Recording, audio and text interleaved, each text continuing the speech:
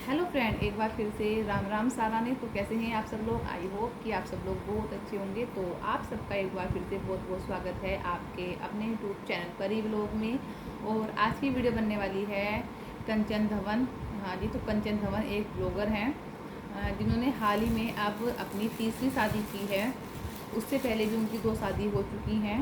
और जब उनकी फ़र्स्ट शादी हुई थी, आई मीन शादी को नहीं पता, लेकिन जब उनके फर्स्ट हस्बैंड की डेथ हुई थी, जब वो बीमार थे, तो तब से मैं उनको जानती हूँ। और बीच में 1-2 रिएक्शन भी दे चुकी हूँ मैं उनके ऊपर। लेकिन आज फिर मैं एक रिएक्शन उनके ऊपर देना चाहती हूँ, जो कि पंजाब से बिलोंग करती हैं, कंचन धवन। तो कंचन धवन की जो फर्स्ट हस्बैंड थे, I mean Kanchan Dhawan 30 years के आसपास ही हैं, 30 या 130 ऐसी ही हैं। और उनकी अभी फ़िलहाल में 3 शादी हो चुकी, तीसरी शादी है इनकी ये। और जो इनका बेटा है प्रियांश, वो अभी उनके जो फर्स्ट हस्बैंड थे दीपक भैया, सर दीपक ही था उनका नाम, तो उनका बेटा है।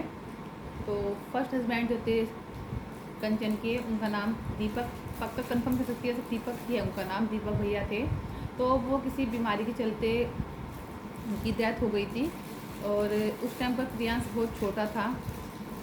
उसके बाद जो कंचन की मम्मी हैं, वो आउट ऑफ कंट्री रहती थी, यानी मलेशिया में रहती थी, वहाँ पर जॉब करती थी। तो कंचन का जब डिवोर्स हो गया, तो उसके बाद वो अपने मायके में आके रहने लगी।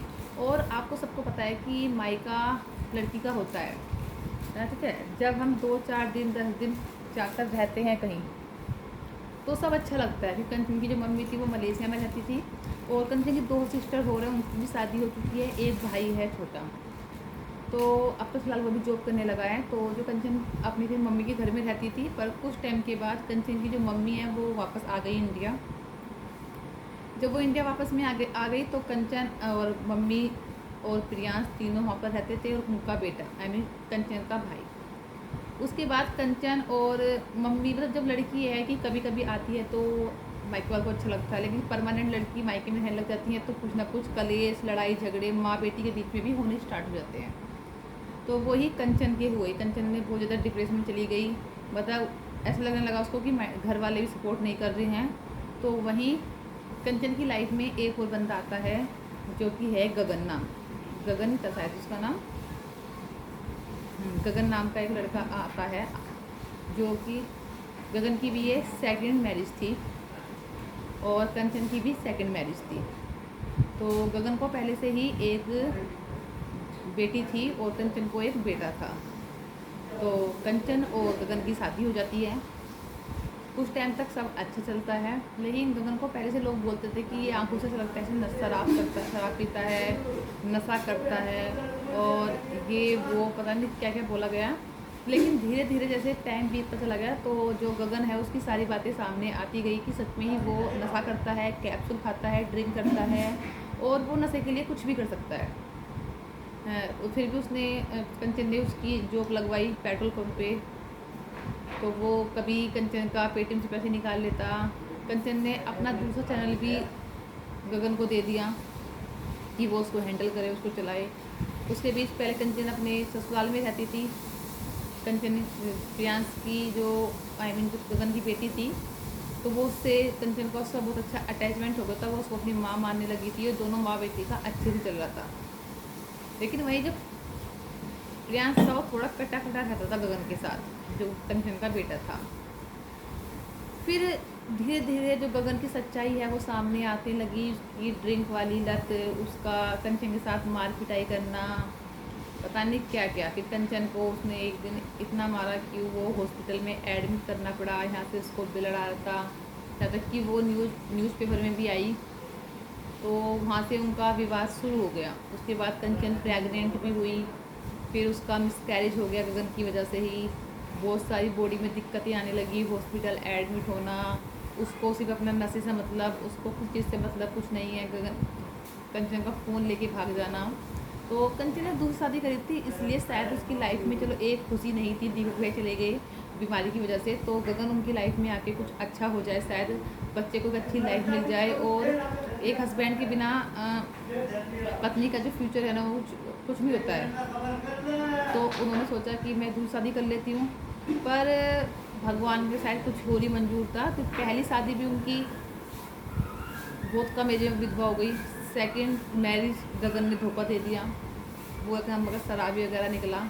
फिर उसके बाद गगन से डिवोर्स हो जाता है कंचन का। कंचन फिर से रेंट के रूम में रहती है। तो एक यूट्यूबर है तो अपना खर्चा चला ही लेती है अपने और अपने बच्चे का। वैसे मम्मी के घर के आसपास ही रहती है, मम्मी के पास ही चली जाती है। उनकी मम्मी का भी एक यूट्यूब चैनल है। तो फिर अब क्या होता है, मम्मी तो फिर कंचन की लाइफ में एक और तीसरा बंदा आता है, जो कि आता है इस बार फौजी, यानी कि आर्मी वाला। तो अब तक कंचन ने किसी को उनका फेस नहीं दिखाया, हाइड किया हुआ है। और जो कंचन की तीसरे हस्बैंड है वो आर्मी में है, उनका नाम करम है, ये तो पता है। लेकिन ये नहीं पता कि वो हैं कौन, दिखते कैसे हैं। वैसे सुना गया है कि वो राजस्थान से बिलोंग करते हैं और जो कंचन है वो पंजाब से बिलोंग करती है। तो अब दोनों में शादी हो गई है। कंचन की ये तीसरी शादी है। 30 साल की उम्र में कंचन ने 3 शादी कर ली। ऐसे लोग बोलते हैं कि कितनी शादी करेगी, ये है वो है। तो मैं सिर्फ उनको एक कहना चाहूँगी कि शादी किसी औरत को करने का शौक़ नहीं होता है, पर कुछ मजबूरियाँ होती हैं, कुछ हालात ऐसे बन जाते हैं कि औरत को करनी पड़ती है। अपना फ्यूचर, अपने बच्चे का फ्यूचर देखना पड़ता है। और अगर कोई सच्चा जीवन साथी मिल जाए और उसको प्यार करने वाला मिल जाए, उसको समझने वाला मिल जाए, तो मुझे लगता है कि कुछ हर्ज है इस चीज़ में, ठीक है। और जैसा वो करम भैया के साथ खुश है, उन पर वीडियो कॉल पर बातें करती है, उनके लिए उनकी वजह से यूट्यूब पे चैनल भी बना, मतलब यूट्यूब पर उनकी वीडियो भी अपलोड करती है। उनका फेस तो कभी नहीं दिखाया, लेकिन अब लगता है ना कहीं बंदी के फेस पर स्माइल है। लेकिन नहीं तो वो जब से उसकी लाइफ में गगन आया था और जब से दीपक भैया गए थे, वो एक मतलब एक टाइम ऐसा भी आ गया था ना कंचन का, मैंने देखा है कि वो बहुत ज़्यादा कमज़ोर, बहुत ज़्यादा अपने आप को मतलब कि बेजान सा, अपने आप को बहुत ज़्यादा लाचार समझने लग गई थी। बहुत बड़ी कंट्रोवर्सी भी हुई थी कंचन के साथ, एक बार एक औरत ने की थी, वो भी मुझे अच्छे से मालूम है। लेकिन उसने बहुत कुछ सहन किया है उस बंदी ने भी। पहले हस्बैंड का चले जाना, उसके बाद लाइफ में उस औरत का आना, उसने इतनी बड़ी कंट्रोवर्सी क्रिएट करना, बहुत बड़ी कंट्रोवर्सी हुई थी, है ना। उसके बाद फिर गगन का आना, लाइफ में सोचे लाइफ को दूसरा चांस देते हैं। गगन का आना, गगन का ऐसा निकल जाना, सेकंड पति का से निकल जाना, उससे डिवोर्स लेना, फिर कहाँ से, मतलब ये सब जो है ना, ये इंसान अपने खुद से नहीं करता है कि इससे शादी कर ली, उससे शादी कर ली।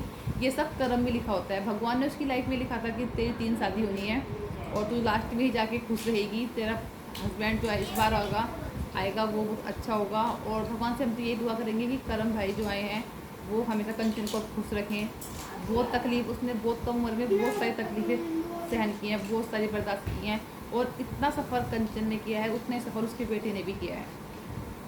छोटे सी उम्र में उस बच्चे ने भी बहुत कुछ बर्दाश्त किया है। तो इस उम्र में भी उसने बहुत सब कुछ बर्दाश्त किया है। तो अब भगवान से यही दुआ करूँगी कि करम भैया भी अगर एक वीडियो तक पहुँचती है, तो देखो कंचन ने बहुत बर्दाश्त किया है, बहुत उसके साथ गलत हुआ है। और अब उसको दुख मत देना, उसको सपोर्ट करना।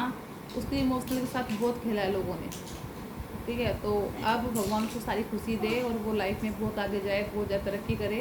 और अब कंचन की लाइफ में जो खुशियाँ आई हैं ना, वो कभी ख़त्म ना हो। अब उसकी लाइफ हैप्पी चलती रहे। अब ऐसा ना हो कि अब उसको कोई धोखा ना दे, क्योंकि उस बंदी ने बहुत दर्द बर्दाश्त किया है। मैंने उसको बहुत सालों से देखा है, पर मैंने उसके ऊपर कभी रिएक्शन नहीं दिया। पर मुझे लगा कि आज मुझे उसके ऊपर वीडियो बनानी चाहिए, तो इसलिए मैंने आज ये वीडियो बनाई है।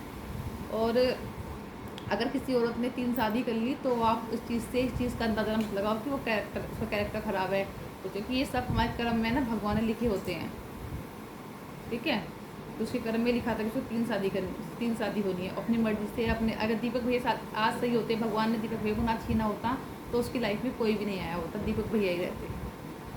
लेकिन औरत ना कहीं कमज़ोर पड़ जाती है। बहुत सारी सिचुएशन, बहुत सारे अप एंड डाउन होते रहते हैं, जिसकी वजह से औरत ने ये डिसीजन लेना पड़ता है।